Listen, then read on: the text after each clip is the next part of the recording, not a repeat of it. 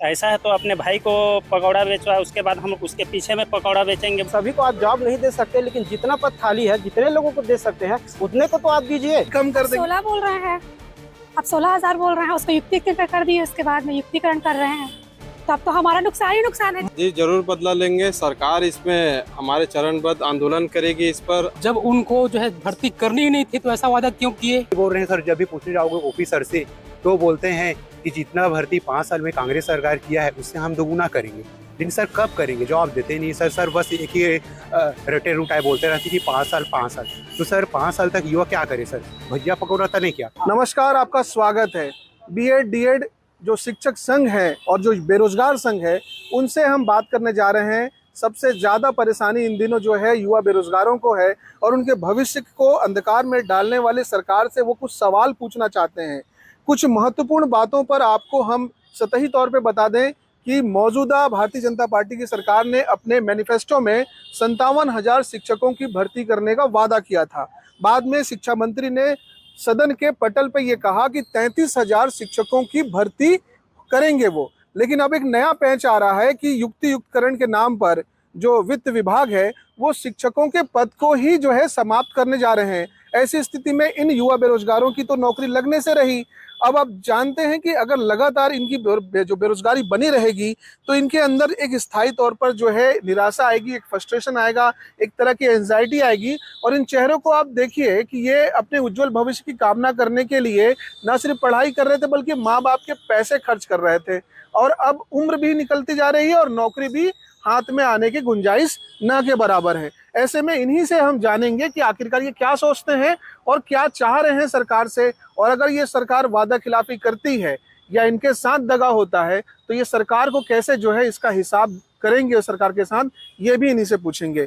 ये बताएं आप कौन लोग हैं, संघ बनाने की जरूरत क्या पड़ी? इन दिनों बेरोजगारों की बड़ी भीड़ दिख रही है हमको। सर, हम डीएड बीएड प्रशिक्षित अभ्यर्थी है जो बेरोजगार है, और हमारा संघ है प्रशिक्षित डीएड बीएड संघ, और हमारे अध्यक्ष है दाऊद खान सर। उनके नेतृत्व में कल हमारा मीटिंग हुआ था इसी गार्डन पे कि इस तरह से जो सेटअप को बर्बाद करने की कोशिश की जा रही है, सेटअप को खराब करके एक एक पद हर स्कूल से हटाया जा रहा है, और 4,075 स्कूल बंद होंगे तो 4,075 जो शिक्षक के पद है वो भी खत्म होंगे। और अगर मर्जिंग होता है स्कूल का तो मर्जिंग होने से युक्तिकरण से उतने स्कूल खत्म होंगे तो डायरेक्ट जो छोटे बच्चे हैं वो 1-1 किलोमीटर में 1 to 5 के जो बच्चे जाते हैं उनके ऊपर प्रेशर आएगा कि वो स्कूल छोड़ भी सकते हैं। ये तो वैसी बात हो गई जो दूसरों की परेशानी। हाँ। आपकी परेशानी तो नौकरी है, तो हमारी जी हमारी परेशानी नौकरी, तो हमारे पद भी तो खराब हो रहे हैं सर। सेटअप अगर खराब होगा तो नौकरी ही नहीं मिलेगी। नहीं मिलेगी नौकरी, बिल्कुल नहीं मिलेगी। नौकरी नहीं मिलेगी। वित्त विभाग में ये मामला गया हुआ है। हम देखें कि जो वित्त विभाग की जिम्मेदारी संभाल रहे हैं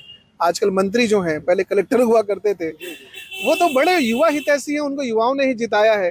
ये बताओ कि ये जो सरकार वादा कर रही थी वो क्या था मैनिफेस्टो में, और अब जब सरकार ने सदन में कहा वो क्या था, और ये जो वित्त विभाग की जो कारस्तानी है वो क्या है? सबसे पहले तो मैं वित्त मंत्री जी ओपी चौधरी जी से एक बात कहना चाहूँगा कि सर, जब हम यहीं बिलासपुर में कोचिंग करते थे तो आप हमारे समक्ष आए थे और अपनी बात रखे थे कि हम जैसे भी सत्ता में आते हैं हम युवाओं का जो भी मांग है उसको पूरा करेंगे। तो सबसे पहले तो मैं एक छोटा भाई होने के नाते और आपको मैं बड़े भैया मानता हूँ, प्रेरणा स्रोत मानता हूँ, तो मैं आपसे ये कहना चाहूँगा कि एक छोटे भाई होने के नाते हमारा जो मांग है उसको पूरा कीजिए। और वित्त मंत्री के रूप में मैं आपको एक अपने तरफ से ये बात कहना चाहूँगा कि जैसे मैं विद्यार्थी हूँ तो उस विद्यार्थी के पर्पस से और शिक्षक भर्ती के मांग को लेके मैं ये कहना चाहूँगा कि जैसे हमारा 33,000 का लोकसभा चुनाव से पहले घोषणा में जो बात हुई थी विधानसभा में और बात जो रखा गया था, उसको वित्त मंत्री जी के पास जो गया हुआ है उसको आप परमिशन दे दीजिए। हम लोग बहुत हताश परेशान हैं और हम आपसे यही रिक्वेस्ट करना चाहते हैं, और इसके चलते हम लोग अपनी बात को रखने के लिए एक संगठन डीएड बीएड संगठन के तले हम अपनी बैनर तले अपनी बात रख रहे हैं। ये आपने वित्त मंत्री को बड़े भाई की तरह दिया है। बड़े भाई ने तो कुछ दिन पहले बताया था कि यार पकौड़ा वकौड़ा तल लो यार, सबको सरकारी नौकरी नहीं दे सकते। जी सर, हमारे वित्त मंत्री जो है ओपी सर विकसित भारत निर्माण करने की बात करता है, और जहां मतलब छत्तीसगढ़ में अगर बच्चों को अच्छा शिक्षा, क्वालिटी शिक्षा नहीं मिलेगा तो विकसित भारत कहां से? नहीं, बड़े भाई ने सलाह दी थी युवा बेरोजगारों को, वो याद है क्या? क्या सलाह दी थी? पकौड़ा बेचने के लिए बोल रहे थे सर। तो क्या लग रहा है, बड़ा भाई ठीक सलाह दे रहे हैं? नहीं सर, ऐसा है तो अपने भाई को पकौड़ा बेचवा, उसके बाद हम उसके पीछे में पकौड़ा बेचेंगे, बड़ा बड़ा बेचेंगे। ये आपके बड़े भाई के बारे में बात हो रही है, आपने देखा कि हम गंभीरता से बात कर रहे हैं। ये जो जिम्मेदार लोग हैं, जो मंत्री लोग हैं, या जिनको चुनाव आपने जितवाया है, ऐसे लोगों से तो उम्मीदें हैं आपको। कहाँ वो 57,000 बोलते थे मैनिफेस्टो में। बड़े भाई का व्यवहार थोड़ा सा खटक रहा है क्या? बड़े भाई का व्यवहार पूरी तरह से परिवर्तन हो गया सर। ये एक जो मीडिया में, सोशल मीडिया के माध्यम से एक वीडियो हमको देखने को मिला था, उसमें 99% लोग नालायक, 1% लोग जो लायक हैं ऐसे बोल रहे थे। तो मैं बड़े भैया से एक रिक्वेस्ट करना चाहूँगा कि हम जितने भी युवा जो बेरोजगार हैं, हम आपसे मुखातिब होना चाहते हैं और अपनी बात को रखना चाहते हैं। अगर हम 99% नालायक हैं, हो सकता है 1% लोग लायक है, तो मैं रिक्वेस्ट करूँगा कि 1% को आप जॉब दे दीजिए। और हमारे शिक्षा मंत्री जी बार बार एक बयान देते हैं जिसमें सुनने को और देखने को मिलता है कि ज़्यादा सभी को हम लोग जॉब नहीं दे सकते। तो मैं इतना कहता हूं सर कि सभी को आप जॉब नहीं दे सकते, लेकिन जितना पद खाली है, जितने लोगों को दे सकते हैं उतने को तो आप दीजिए। अरे खाली पदों से बात याद आया, खाली पदों को तो कम कर रहे हैं ना ये लोग। पहले बोला 57, फिर बोला 33, अब उसको भी कम कर देंगे। 16 बोल रहे हैं, अब 16,000 बोल रहे हैं, उसको युक्तिकरण कर दिए, उसके बाद में युक्तिकरण कर रहे हैं। तो अब तो हमारा नुकसान ही नुकसान है जी। मामू बना दिया जी। बना दिए। कैसे बदला लेंगे इसका? नेक्स्ट वोट में।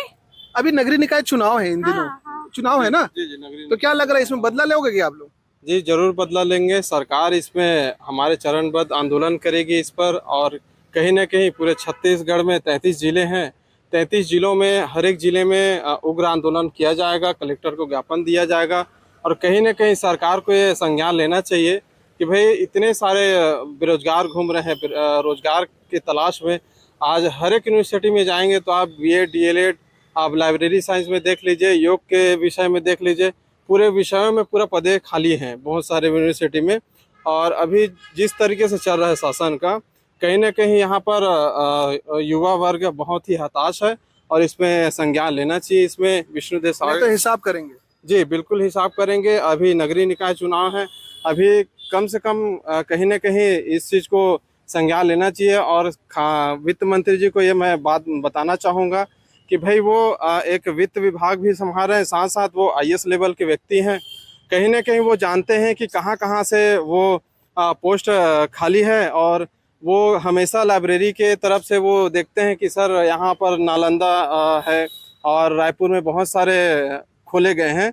तो उस कहीं ना कहीं शिक्षा से वो जुड़े हुए व्यक्ति हैं। तो नेताओं को उनके वादे याद दिलाना तो बहुत सामान्य सी बात है। शिक्षक बनने से पहले इनको नेतागिरी करनी पड़ती सड़कों पे आके। ये बताओ भैया, ऐसा टीचर क्यों चाहेगा सरकार जो पहले ही संघर्ष जानता है अपना, बाद में आपको अगर शिक्षक कर्मी बना दिया, टीचर बना दिया, फिर वह नेतागिरी करके तनख्वाह भी मांगने लगोगे आप ज्यादा। तो सर वादा था 57,000 शिक्षक भर्ती का।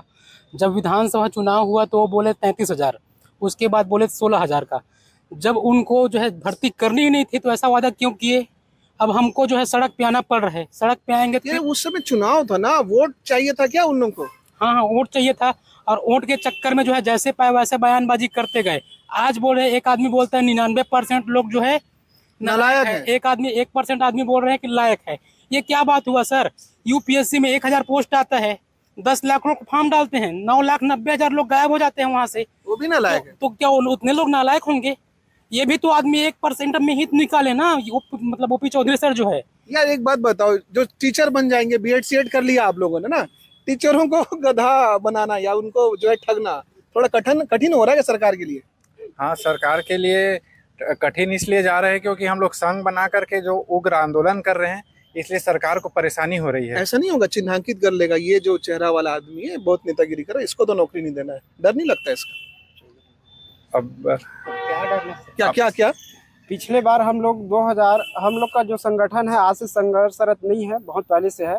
और हम लोग इससे पहले भी बहुत मैं पूछ रहा हूँ, डर लगता है कि नहीं? डर लगता है सर। 14 लोगों के ऊपर अभी पिछला जो आंदोलन किए थे उसका धारा अभी भी चल रहा है केस उनके ऊपर, अभी उसके लिए बार बार ये देखो, आप तो नौकरी चाह रहे थे, आप पुलिस केस में धाराओं में फंस रहे हैं। मैं देख रहा हूँ कि उम्र भी निकल रही है, शादी वादी होगी, बिना नौकरी के कैसे जिंदगी चलेगा? आप क्या करोगे? तो क्या ही करें सर, हमारे पास कुछ ऑप्शन नहीं। हम इतना मेहनत मजदूरी करके पैसा कमा के अपना एजुकेशन कंप्लीट किए हैं, DEd BEd टेट सब करके बैठे हैं। अब हमको अपॉर्चुनिटी ही नहीं मिल रहा तो हम करें क्या करें? इसका बदला कैसे लोगे? बदला हम अब सत्ता से बदला ले नहीं सकते सर, हम अपनी बात रखेंगे और जब लोगों के बर्दाश्त से बाहर हो जाएगा तो फिर अपना निर्णय अभी लेने के लिए नगरीय निकाय स्वतंत्र चुनाव है तो उसमें सबक सिखाने की कोशिश नहीं करो?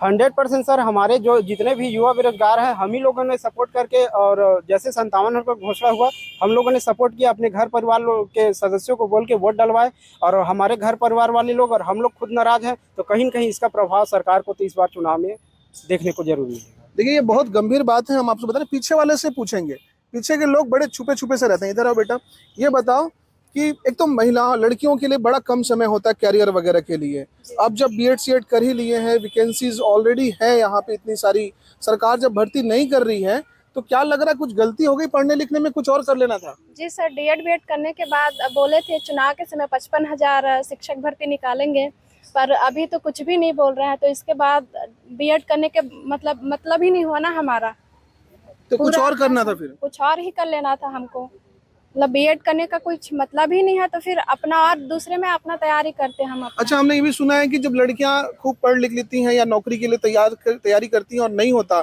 तो उनको समय तो निकल जाता है, उम्र भी निकली होती है, शादी ब्याह में तकलीफ होती है क्या? जी सर, फिर घर वाले फिर उनके तरफ से प्रेशर आता है कि समय निकल रहा है, तो फिर शादी ब्याह उसके अलावा फिर कोई ऑप्शन ही नहीं रहता, फिर कैरियर के लिए समय नहीं